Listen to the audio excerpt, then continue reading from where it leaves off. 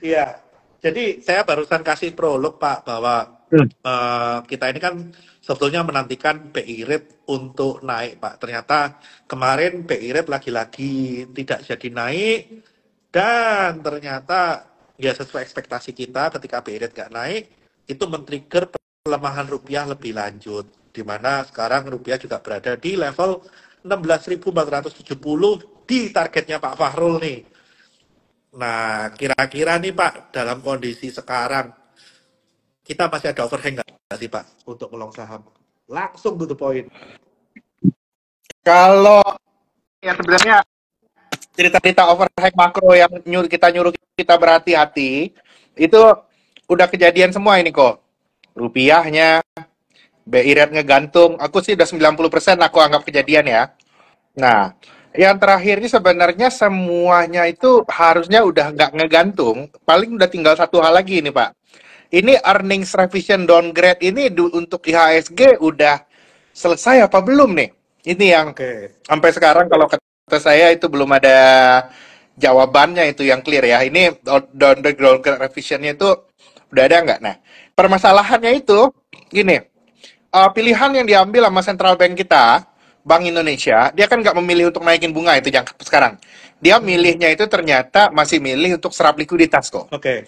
Kalau kondisinya itu masih serap likuiditas, ini yang sebenarnya itu berarti ekspektasi pertumbuhan di second half ini akan cenderung ada revisi ke bawah. Ini mau Oke. nggak mau kok. Nah, Oke. kalau ada revisi ke bawah, itu yang jujurnya itu yang aku lagi bingung. Ini Big Bang sudah turun. Misalnya kan Big Bang sudah turun, kayak BRI kemarin udah sampai 4 ribuan, sekarang rebound lagi. Bahwa beberapa bank ini year on year earningsnya itu di akhir tahun bisa jadi flat atau negatif, market ini udah ready belum nggak? Itu doang itu. Satu hal terakhir, kalau untuk saya yang masih ngegantung. Kalau menurut Kobernat sama teman-teman di stock market lainnya itu bilang market udah ready nih, nggak apa-apa, seandainya negatif, menurut aku itu udah selesai overhangnya. Kalau memang overhangnya itu udah selesai, kita udah boleh bisa buy. Jadi pandangan aku tetap kok, kita itu bottom fishing bulan Juli. Bulan Juli sama Agustus untuk menghadapi nantinya itu akan ada rally di akhir tahun yang lumayan kencang. Itu ya aku lihat. Akan lumayan Oke. kencang, bisa lagi HSG ditarik lagi ke 73 dan 74 kok dengan sentimen dan story yang baru tentunya. Oke. Sebetulnya sih kalau kita melihat penurunan Big Banks ini kan sebagian besar walaupun di luar outflow ya Pak ya. Iya, Banyak dari fund manager dan dari investor-investor mau retail maupun institusi sebenarnya karena semua melihat ada potensi penurunan result, baik itu dari naiknya NPL, dengan berkurangnya NIM, dengan susahnya mencari dana ketiga, dengan iya. penyaluran loan yang mulai terbatas. Ini kan sebenarnya udah, kalau saya pribadi ya, saya melihat ini menjadi alasan-alasan kemarin itu terjadi sell off. Kecuali, walaupun Iya, juga benar. ada trigger dari outflow ya Pak ya, outflow dari mata uang, outflow dari overhang di BI rate. Tapi menurut saya itu udah refleksi. Katakanlah sekarang kita Dari ngomong flat ya. BRI. Kita ngomong BRI. Dengan EPS yang ada saat ini, dan dengan result bulanan, kan setiap bank kan ngasih result bulanan nih Pak. Terutama Iya BRI, ini benar. kan memang baru bank only, non consolidated yang non bank. Nah, di bulan Mei sendiri yang jadi hurdle ini kan cuma kerugian atas aset keuangan ya. Iya, hurdle-nya ini yang kalau aku sebenarnya udah lucky price in ya ini ya. Aku sih mikirnya Benar, Amerika habis ini interest yield udah peaking, udah turun, pelemahan rupiah udah nyampe target kita, rupiah udah di fair value nih persis. Kalau aku lihat sekarang, benar. ya udah nggak banyak Nah, sebenarnya sih ya. Hal negatifnya udah hampir habis nih ya.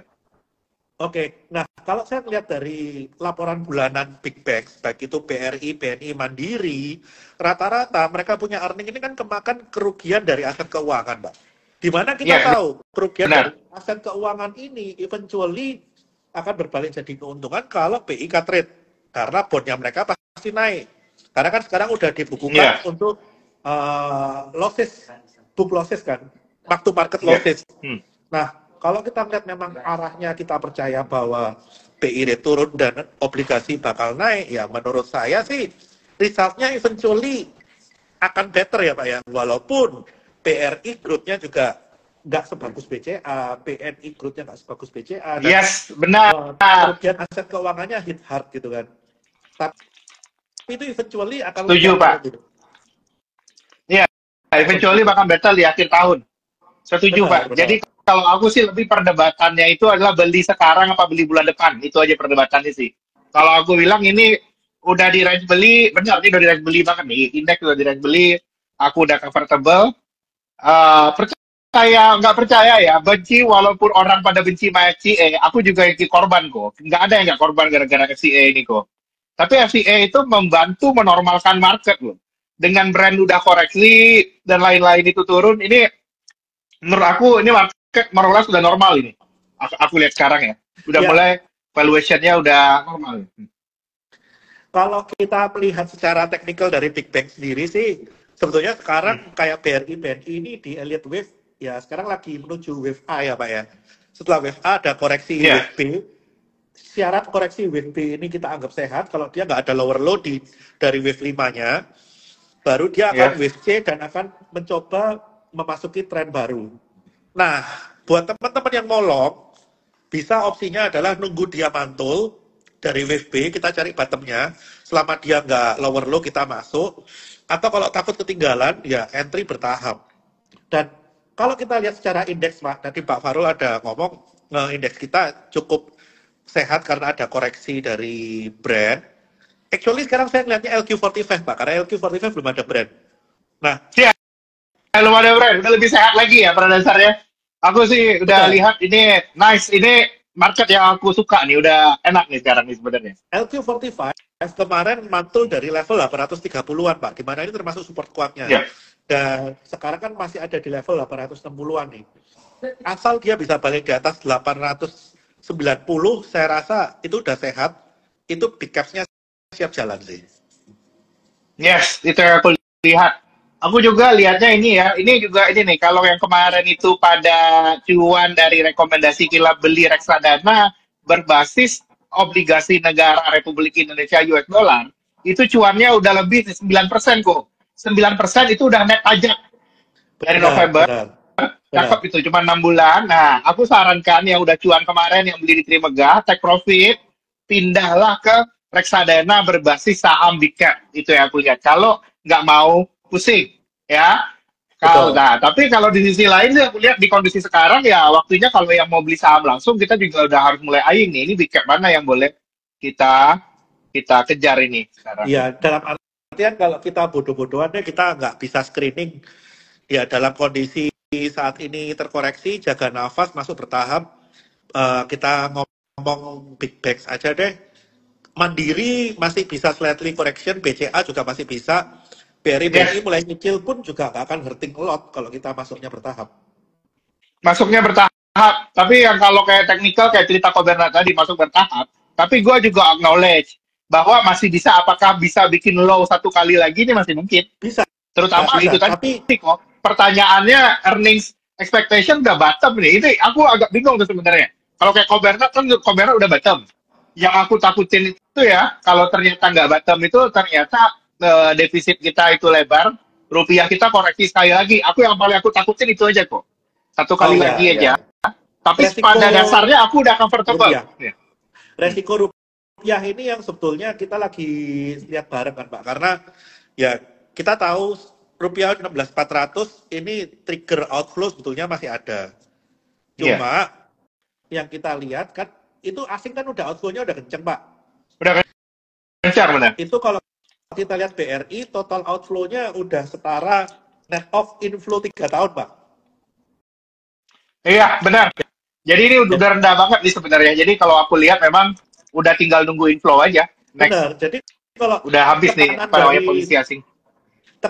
outflow kita nggak bisa ngomong nggak ada, pasti ada. Tapi masalahnya barang mereka ini masih sebanyak apa kan gitu Pak. Sedangkan saya lihat Iya, benar. posisi global fund ini kayaknya udah rebalancing dan lagi overweight on global asset kayak di India, Vietnam itu mereka udah overweight di sana. Kayaknya di Benar. kita udah underweight nih.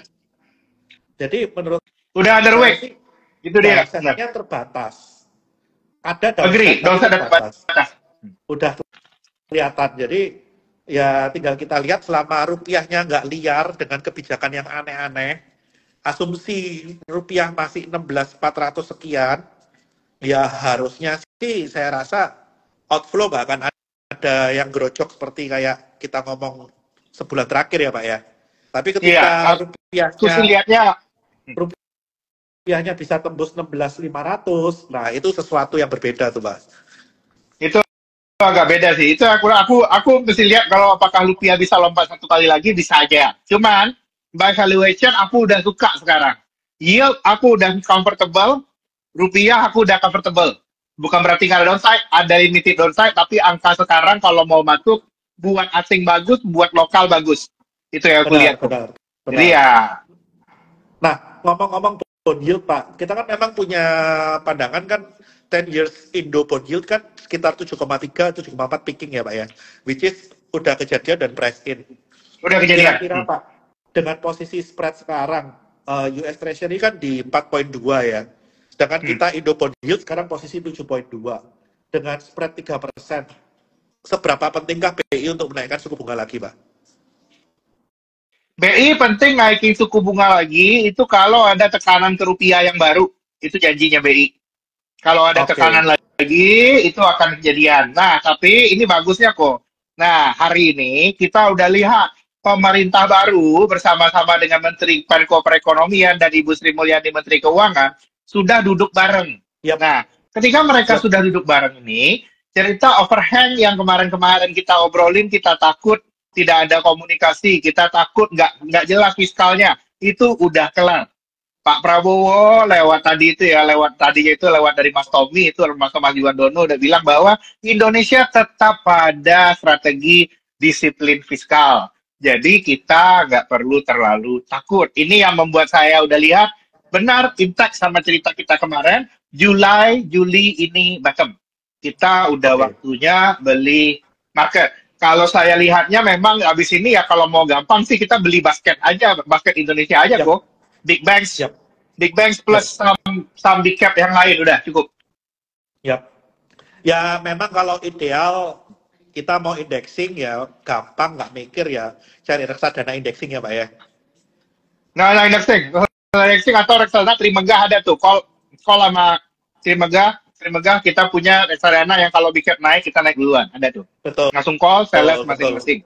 Nah, Itu kalau nggak mau pusing tuh udah ke sana deh. Iya kan? iya Jadi benar. Kalau pusing kan eh, kalau menurut saya ya ini harusnya overhang udah mulai ini ya Pak ya, udah mulai berkurang hmm, satu-satu. Sisa satu-satu. Nah, bagaimana paling satu-satu. Nah, yang paling seru apa namanya? Yang paling seru itu sebenarnya this week ini kita akan lihat debat pertama Donald Trump lawan Joe Biden kok. Ini paling lebih seru lagi nih. Nah, ini menarik Pak. Kita kan tahu nih, by historical US election itu kan selalu mendrive dollar appreciation Pak. DXY biasanya selalu Iya. naik menjelang election. Nah, dalam kondisi sekarang kita tahu DXY ini udah 105, Pak. Dengan posisi DXY 105, rupiah kita udah di level kritis 16.400. Nah, kira-kira nih, Pak, kita bakal keserempet nggak nih? Karena adanya, Keserempet. Kalau aku lihat kok kita sudah keserempet sekarang kok. Udah serempet duluan. Udah serempet oke, duluan. Kalau mau jatuh, udah jatuh duluan. oke, Pertanyaannya, lu mau sebego apa mau jatuh dua kali? Pertanyaan aku itu nanti. oke. Jadi boleh dibilang sekarang masalah dolar menguat karena US election ini udah price in lah ya, Pak ya? Ya, udah presin. Dolar karena Oke, kuat jadi strong dolar. Even partly sebenarnya Donald Trump jadi presiden itu udah pricing sama market sebenarnya. Market nggak oke, bisa pricing in apa namanya easily rate cut. Tapi ada satu hal yang menurut aku itu yang belum di pricing in sama market. Aku lihat harga minyak kayaknya tahun depan udah mulai bisa koreksi sebenarnya kok. Kalau oke, aku punya pandangan ya. Dengan Oke. catatan kalau Donald Trump itu polisinya berubah, jadi bukan policy yang terlalu pro lingkungan, tapi policy yang mau ngasih apa namanya Insentif. support insentif lebih banyak lagi ke sisi oil and gas. Itu yang aku lihat. Dan kayaknya kok trading oil and gas best itu ini udah leg terakhir nih aku lihat. Ada satu kali lagi oil and gas related bakal rally, tapi at any strength mungkin bulan apa namanya September or Oktober kita udah harus mulai jualan oil and gas proxy kita. Itu Iya, yang aku lihat. saya sebetulnya melihat salah satu implikasi kalau Donald Trump naik ya simple. Dia ini kan nggak pro green energy nih, itu udah pasti. Nggak pro Semua energi, insentif, beda-beda pandangan ya. semua insentif untuk fossil fuel itu dia pasti genjot. Dan yang kedua, Donald Trump ini sebetulnya dia ini punya satu key yang saya lagi perhatiin, Pak. Dia ini kan anti imigran. Sedangkan Anti imigran, benar. ekonomi Amerika ini kita tahu nih, selama after COVID sampai sekarang, yang menopang ini kan imigran, Pak. Imigran mana? Imigran ini yang kerja, yang akhirnya menopang pertumbuhan ekonomi itu imigran. Benar Benar. sekali. Nah, ketika imigran ini oleh Donald Trump dibuang semua, itu rapuh nggak, Pak, untuk Amerika? Memang aku lihat ada kecenderungannya rapuh. Amerika anyway data ekonominya udah peaking kok. Kalau seandainya kita nggak ada imigran, berarti itu faktor produksinya, labornya itu nggak banyak. Yang akan kejadian itu kok, kan berarti labor force-nya turun kok. Labor force-nya turun, itunya sama. Nanti itu akan ada dilema yang agak menarik. Seakan-akan unemployment rate Amerika turun. Gara-gara job participation-nya hilang, gara-gara imigrannya nggak ada. Tapi ya, by the end orang akan lihat bahwa ya ini ekonomi Amerika akan melemah. Itu yang aku lihat sih. Aku sih sekarang lihat ke depan, kalau kemarin-kemarin aku kan nggak percaya dolar turun. Aku sih udah mulai percaya abis ini kita percayanya dolar itu turun. Setuju, Pak. Karena kalau memang si Trump naik, aku percaya ini pelan-pelan data ekonomi akan meletus satu-satu sih. Lalu satu satu nggak even kalau aku lihat Trump ini tidak bisa mengubah apa-apa, tidak bisa mengubah tren yang udah terjadian duluan, Benar, benar. yang merupakan hasil kerjaannya Joe Biden.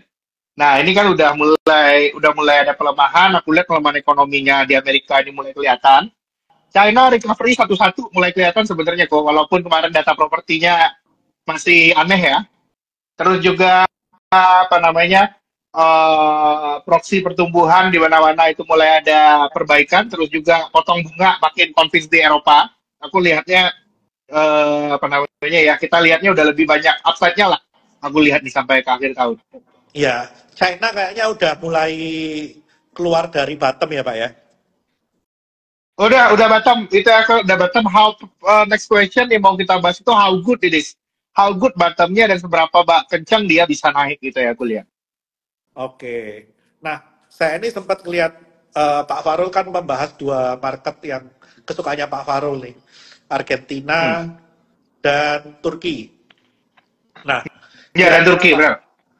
relevansi market Argentina dan Turki terhadap bad policies-nya dia, kalau kita reflect ke Indonesia sendiri ini, relevansinya seperti apa, Pak? Nah, bedanya kenapa si Turki sama Argentina ini dua ekonomi yang menarik kok. Dua ekonomi yang terjadi ya apa namanya dua ekonomi itu titik bertolak belakang satu sama lain. Kalau Turki peran negaranya itu super tinggi kok. Semuanya dikontrol sama Erdogan. Insentif, bahkan moneter interest rate-nya dibikin rendah. Sementara si Milei isi ekstrim satu kali lagi, yang satu ekstrem kiri, yang Milei ini justru ini yang bilang oke peran negara kita rendahkan kalau perlu departemen kita tutup semuanya. Jadi ada dua tipenya ini kok. Yang pertama gaya Turki, pemerintah genjot spending gila-gilaan, pertumbuhan ekonomi naik. Yang kejadian juga waktu itu ada depresiasi lira, tapi ternyata itu membawa pertumbuhan ekonomi yang tinggi.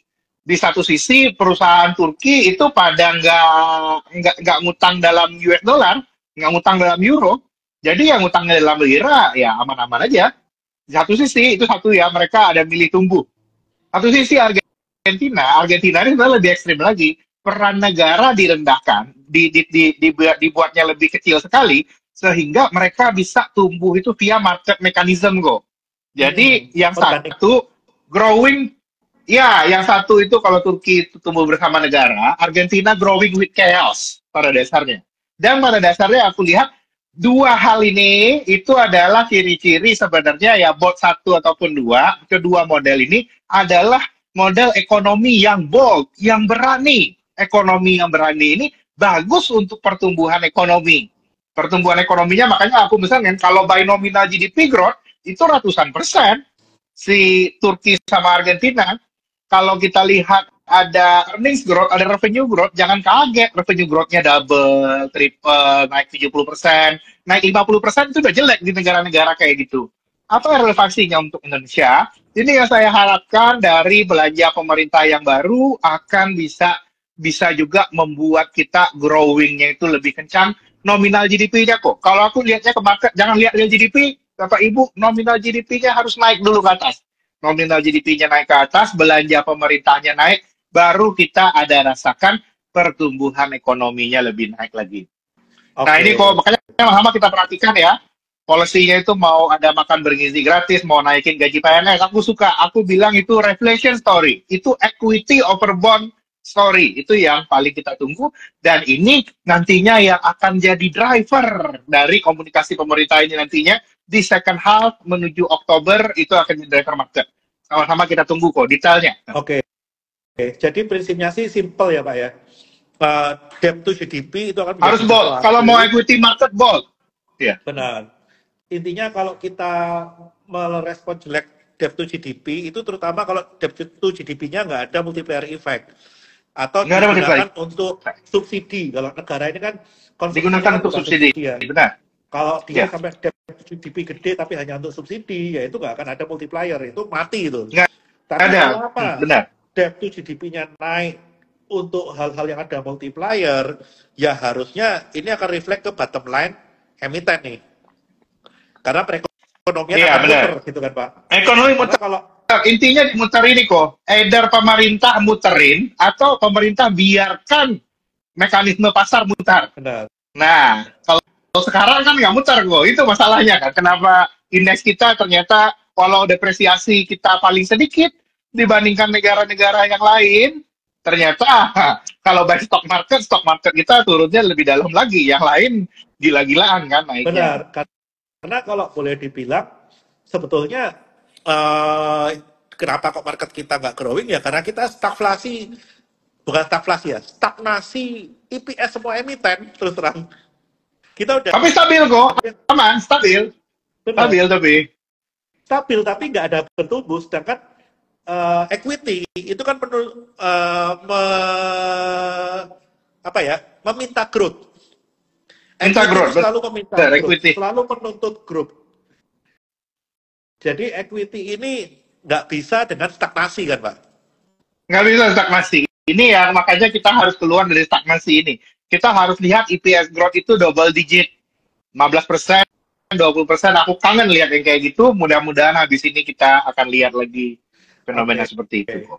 Berarti kalau dari sini kira-kira Pak respon dari Global Fund Manager Pak tentang arah ekonomi kita yang mungkin nanti bakalan ya walaupun tadi udah ngasih kode ya bahwa kita tetap akan memperhatikan kondisi fiskal, tetap memperhatikan kondisi rasio-rasio keuangan. Kira-kira dengan komunikasi yang tepat bisa diterima nggak sih Pak dalam kondisi ekonomi yang katakanlah udah nggak surplus lagi lah? Aku lihat kalau komunikasinya tepat, eksekusinya benar, harusnya bisa diterima kok. Karena statusnya ini beda ya. Yang pasti kalau untuk bond yield, lupakan bond yield rendah zaman dulu. Lupakan. Kenapa? Karena Amerika aja udah 4%-an. Benchmark US interest rate 5,5. Kita mau berapa? Mau pertahankan rendah? Yuk, siapa kita mau pertahankan rendah kok? Betul. Berat kok. Amerika aja segitu. Jadinya aku lihat, ya aku rasa, kalau untuk dari sisi fixed income, mindset-nya itu akan berubah. Kalau sebelumnya orang banyak nyari beli fixed income, ini aneh kok. Kalau kemarin-kemarin itu kan lu nyari cuan harga naik di fixed income, terus lu di equity nyari dividen, itu kan aneh. kebalik. Jadi habis ini bakal balik lagi. Indonesia tetap akan tetap dicari. Kita tetap mengutamakan kestabilan, tapi pasar udah harus agree juga. Kita sekarang itu mulai akan ke arah pertumbuhan yang lebih tinggi. Itu kita lihat. Kalau pertumbuhannya lebih tinggi, inflasinya nggak bisa di level segini kok. Kerendahan. Kenapa? Karena emiten-emiten dan perusahaan-perusahaan di sektor real dan pasar modal harus punya yang namanya pricing power. Ini Betul. kata kunci nanti. Habis nanti ini di pemerintahannya Pak Prabowo, nanti yang paling penting itu adalah kalau company itu kita lihat, ini agak beda nih.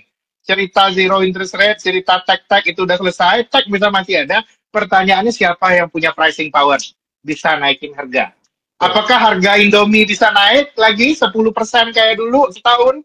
Terus apakah misalnya harga apalagi kok harga ayam bisa ada peningkatan? Ya, yang bagus itu kemarin ini kok. Ternyata ini aku lihat ya ada beberapa kebijakan pemerintah yang agak bagus. Sebenarnya itu kan ada beberapa hal untuk menjaga insentif untuk beras, harga gabah kemarin kan agak dibiarin naik itu kok. Itu akhirnya ternyata itu bagus untuk emiten-emiten perberasan kita juga kok. Betul. Apa namanya hoki itu get better. Aku sih lihatnya banyak polisi yang sebenarnya juga menguntungkan perusahaan-perusahaan pertanian yang juga udah bertahun-tahun nggak diperhatikan, ya kan? Kayak hoki kita nggak banyak Ya. perhatiin. Kalau mungkin yang kalau ada apa yang jagung itu apa kobisi Benar. itu mungkin habis ini industri-industri kayak gitu harus kita perhatikan juga. Ya, intinya sih simple. Di mana ada emiten yang bisa naikin harga, pasti revenue naik. Anggap aja Revenue naik, revenue naik dengan benar. margin tetap, berarti bottom line kan ikut naik, Pak. Betul-betul ikut naik. Tapi yang aku lihat tahun depan ceritanya ini ya, kalau memang eksekusinya benar, jangan takut sama inflasi, kita carilah company-company yang bisa naikin margin. Habis ini margin akan naiknya itu lumayan severe. Banyak ini. Ya, ya, Mungkin ya. Karena kan ada yang ngeluh inflasi naik, ya politik itu selalu kejadian, tapi kita di stock market jangan terpaku sama itu, terpakulah pada cuannya. benar. Di tiap ada gejolak, ada opportunity. Benar, saya setuju sih Pak. Karena inflasi yang ada di market sekarang yang dikatakan 2,8% ini tuh sebetulnya penurunan inflasi karena berkurangnya purchasing power, which is itu kita nggak suka. Berarti orang nggak bisa beli Iya barang, benar, kita nggak suka. orang nggak bisa beli barang, berarti omset orang-orang itu bakal turun, omset company itu bakal turun lah. Kalau omset company-nya bakal turun, Iya. gimana di bawah bisa naik? Sedangkan cost ini kan juga nggak mungkin turun. Yang ada cost Cost tetap, nggak bisa harga turun. jual naik, margin bertambah, bottom line growth kan gitu. Iya, ya, benar kok. Itu yang mesti kita kejar kok. Aku lihat jadi central story lah.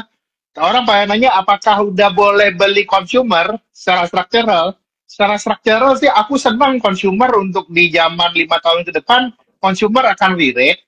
Cuma yang aku nggak unsure itu consumer yang gimana. Yang aku percaya kok 5 tahun ke depan seiring dengan deglobalisasi dan lain-lain, performa saham-saham yang dimiliki oleh asing, prinsipalnya asing, itu sulit-sulit kok aku lihatnya. Tetap Oke. Berarti, konsumsi dalam negeri naik, tapi yang asing driven susah. oke. Contoh yang asing driven ini seperti apa Pak? Mungkin buat teman-teman yang masih Unilever, Unilever, Oke, Unilever oke. Pak.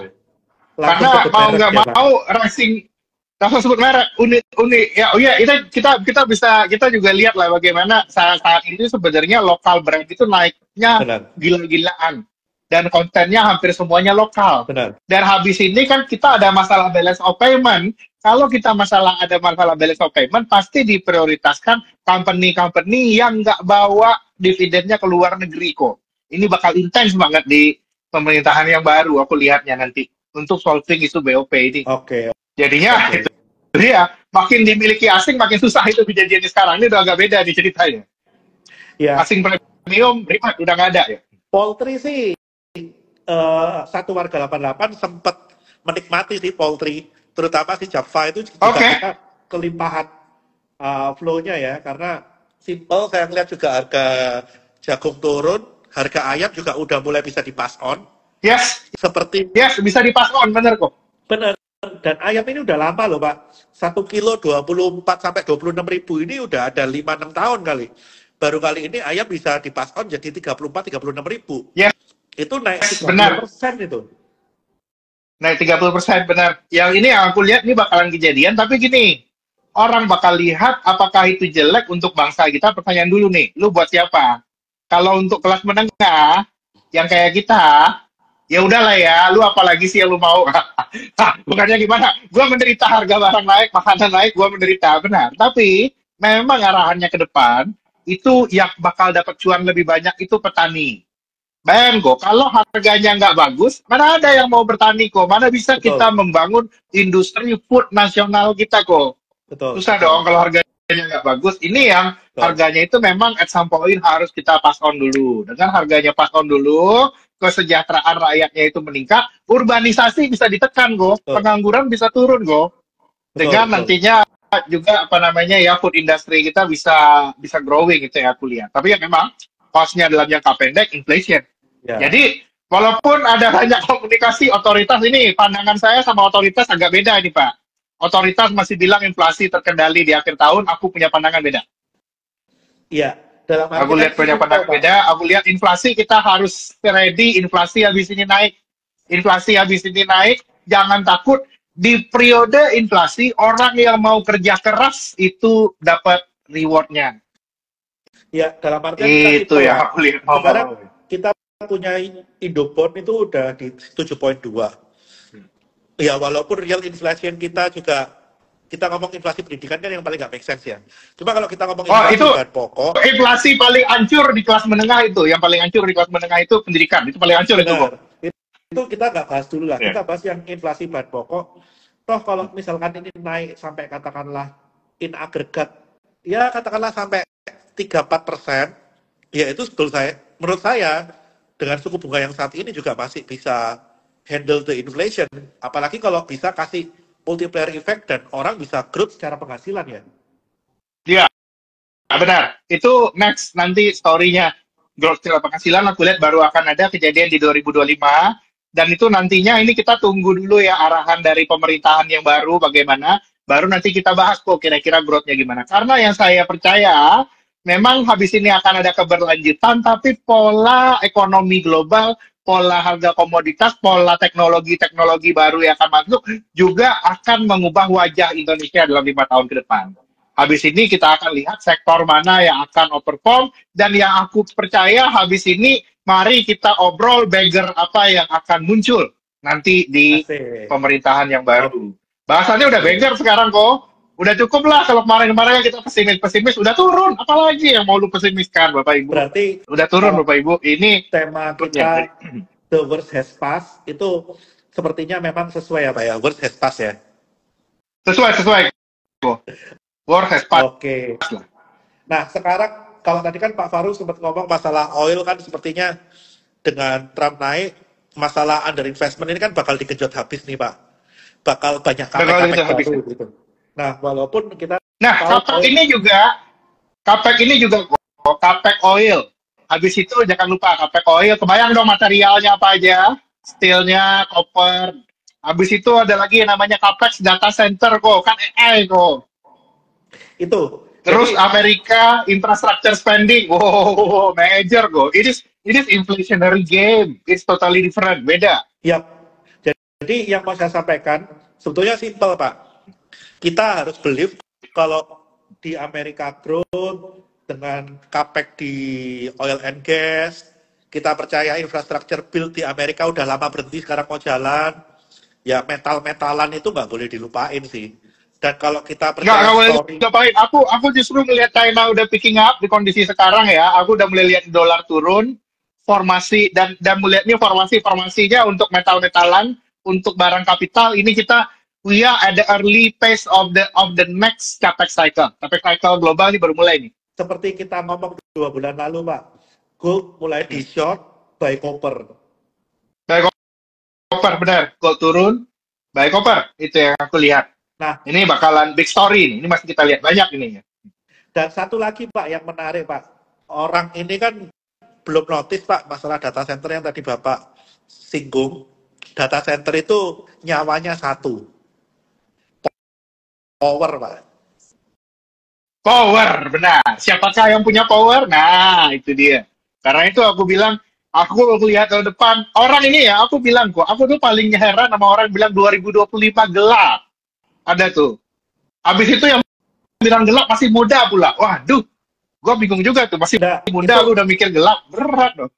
enggak, itu setiap tahun nanti dibilang gelap, Pak. Nanti kan eventually Setiap tahun setiap tahun bilang gelap kan yang ada gelap. satu Tapi tempat ya nggak yang apa-apa cerah. lah. Iya benar, harus ada benar. Iya nggak apa-apa lah. Kan tiap orang ada jualan masing-masing, kita nggak salahin. Kalau aku punya pandangan, nggak gelap. 2025 memang cara pikir kita akan dihadapkan pada pemerintahan yang baru, bukan hanya di Indonesia, pemerintahan baru di Eropa, Parlemen Eropa kemarin baru jadi ini ya kok ya, ada perubahan, ada juga pemerintahan baru di Inggris, pemilu India berbeda loh, walaupun Modi ini beda, Modinya beda. Habis itu Amerika. Jadinya in 2025 aku lihat revolusi industri keempat yang kemarin udah jalan zaman COVID akan memasuki fase baru. Dan fase yang belum muncul di tiap revolusi industri itu adalah fase yang sekarang kita belum muncul adalah fase high capex cycle. Nah, Betul. high capex cycle Karena global ini yang harus semua sama-sama kita lihat. semua pemerintahan baru ini kan mau pembuktian ya, Pak ya. Iya. Biasanya pembuktian ya lewat apa? Lewat capex, lewat government spending. Ya, itu ada pandangannya itu. Semuanya pada ke kanan, shift ke kanan semua. Ada yang komentar. Ya, kalau ke kanan semua, ya mesti capex. Aku nggak bisa pakai faktor produksi, pakai pabrik di negeri tetangga. Nggak bisa, harus di negeri gua. Gua harus capex di negeri gua. Itu nanti yang akan kita lihat temanya. Dan itu nggak Benar. kejadian di Indonesia aja. Dan di mana-mana, kalau kejadian semua itu mau capex, mau nggak mau, lu harus steel. Steel pakai batu bara. Terus juga Betul. materialnya harus pakai copper. Nikel juga. Wah, aku lihat dia makin ini Nikel mau capex nggak cycle mau pasti kelihatan nih ke depan. stainless steel pasti dapat. Kita nggak usah ngomong Yes. nikel buat buat baterai deh.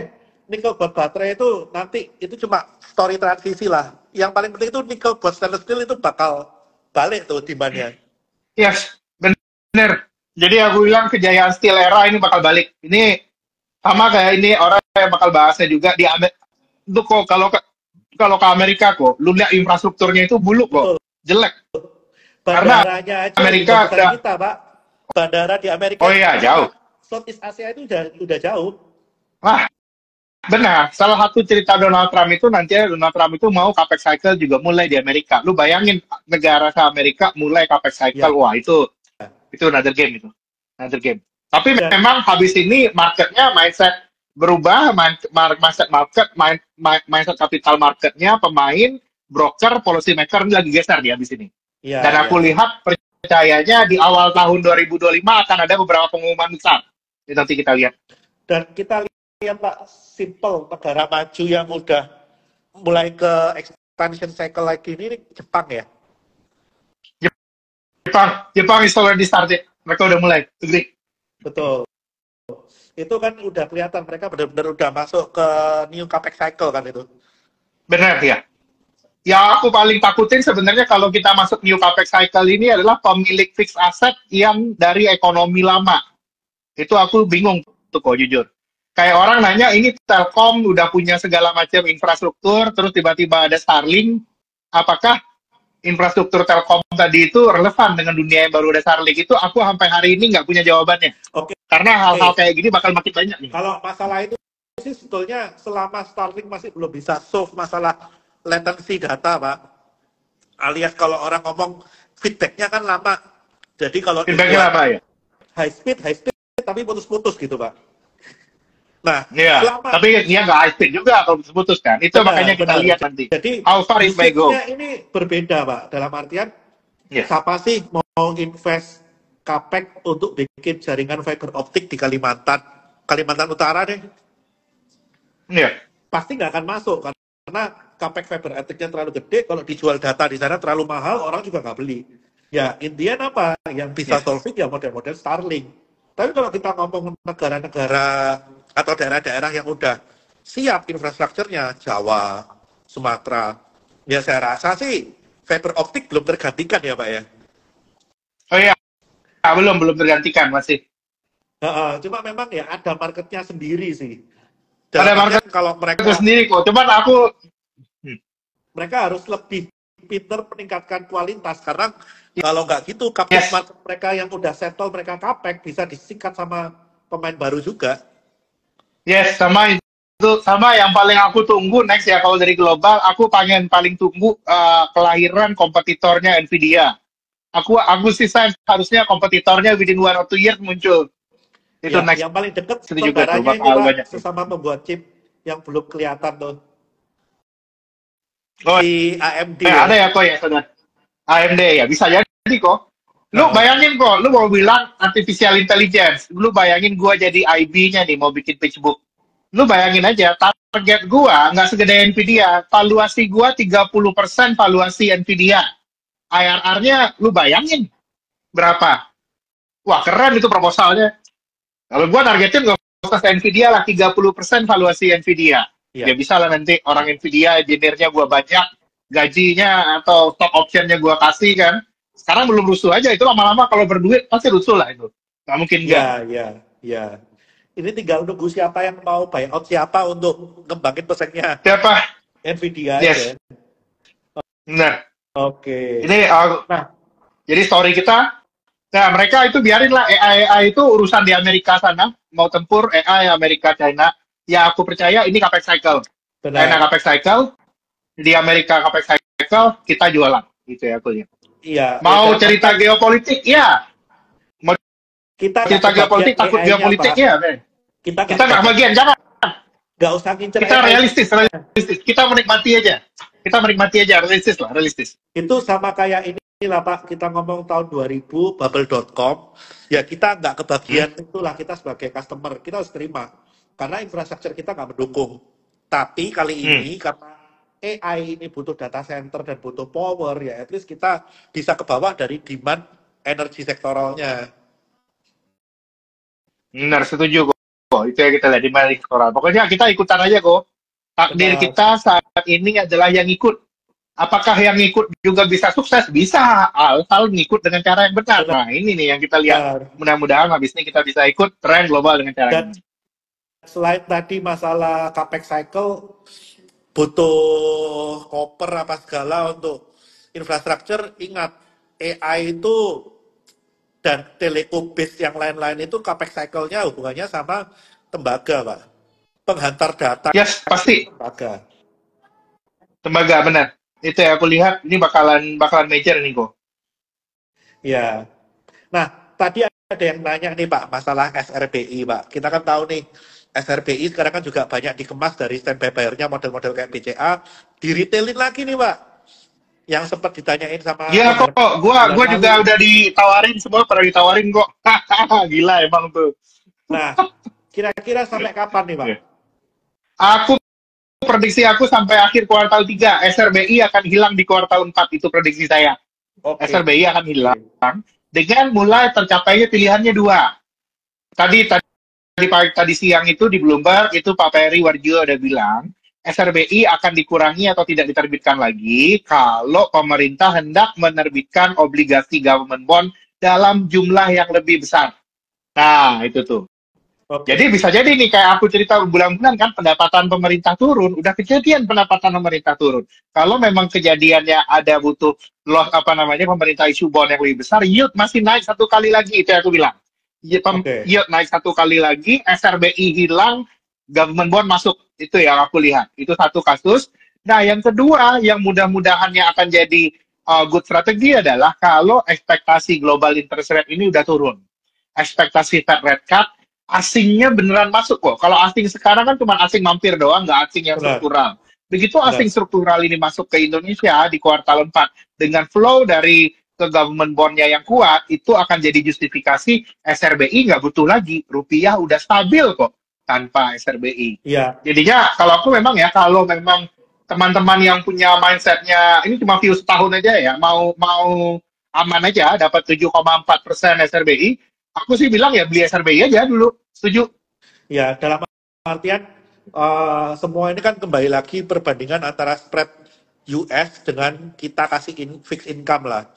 Kalau spreadnya Iya dirasa benar. udah cukup ya mereka pasti akan masuk beneran. Nah kita tinggal lihat nih 4,2 dibanding dengan 7,2 saat ini masuk beneran enggak?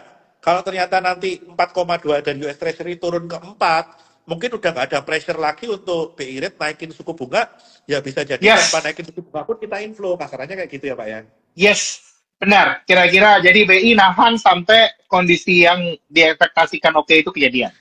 Jadi Oke, oke, kalau oke. aku ya, apakah ini kondisinya ideal buat kita? Jelas tidak ideal kok. Volume perdagangan kita turun, tapi kita harus ngerti juga ini adalah sebuah langkah yang harus diambil oleh otoritas pada dasarnya.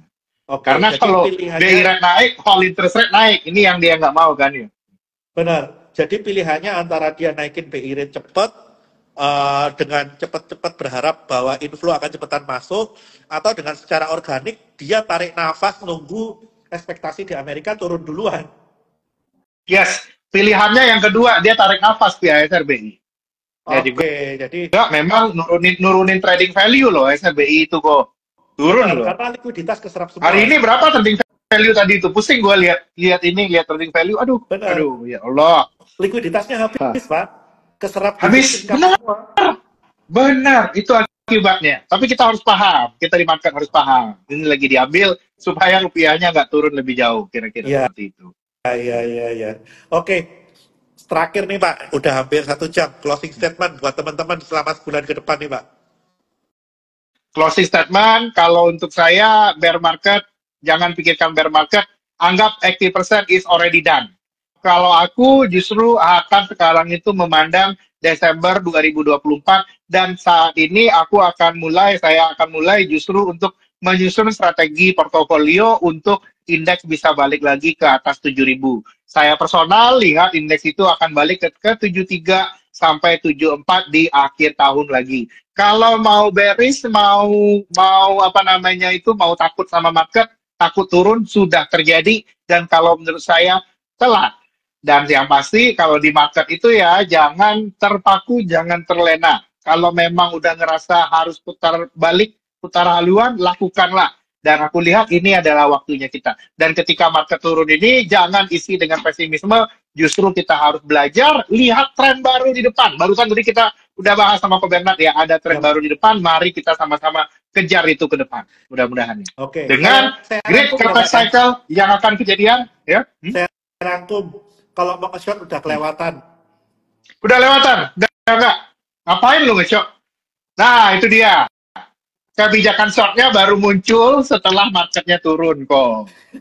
Nah, apakah salah? Enggak. Aku mau bilang seperti itulah kehidupan, Bapak. Jadi hati-hati begitu kebijakan shortnya dibuka, marketnya lagi bullish bisa kena squeeze semua itu. Nah, benar sekali. Apakah itu salah? Ada gitu ya nggak apa-apa. Cuman kehidupan itu kayak gitu. Kalau jadi kaya gampang, mas semua orang udah kaya. Kan kenyataannya nggak Nah, kayak gitu kok. itu tepat sekali Pak. Kalau kayak Nah, gampang nggak ada hidup orang miskin. itu benar kok. Karena itu orang yang retail banyak bilang kayak gini ya, retail investor ya, apa namanya, hidup itu nggak fair. Iya, aku bilang. Hidup itu tidak fair untuk semua orang. Karena hidup itu nggak fair untuk semua orang, makanya itulah yang fair namanya. Karena nggak fair buat semua orang pada dasarnya. Benar. Iya. Kalau fair semua nggak ada normal return Pak. Nggak ada normalita, nggak ada normalita. Benar. ASI bagus nggak? Saya masih tetap pada prinsip United Tractor still the best. United Tractor aja, UT-nya aja Pak, Astra-nya gua nggak tahu tuh nge-call buat otomotif ini so many noise, bingung gua nggak isi. Aku kalau nggak isi tuh call, aku nggak call Pak. Kalau nggak Ya, gampang buat kelihatan aku inilah Pak, susah. buat Ya. trading pendek-pendek, cuan kos boleh. Tapi kalau kita Benar. ngomong buat ngelong, ya United Tractor lah, udah murah kok. United Tractor murah, terus apa namanya kontraktornya jalan, ini masih ini ya kita banyaklah cerita-cerita nanti ada apa data center whatever it is, wah jalan tuh oke. Iya. Oke, thank you Pak Farul buat waktunya. Ini Ya, oke, udah kurang lebih thank you Pak Bernhard. memberi penjelasan supaya teman-teman yang kemarin pesimis selama 2 bulan terakhir, at least ini udah ada titik terang dan mereka mulai bisa Udah cari selesai, titik posisi. terang udah kelihatan. Kalau aku menolak pesimis. Aku sekarang Siap. udah turun menolak pesimis. Nah, oke. Oke, thank you Pak Farul buat insight-nya. Kita ketemu Oke. lagi di sesi berikutnya. Oke. Sampai ketemu, Dadah. mari.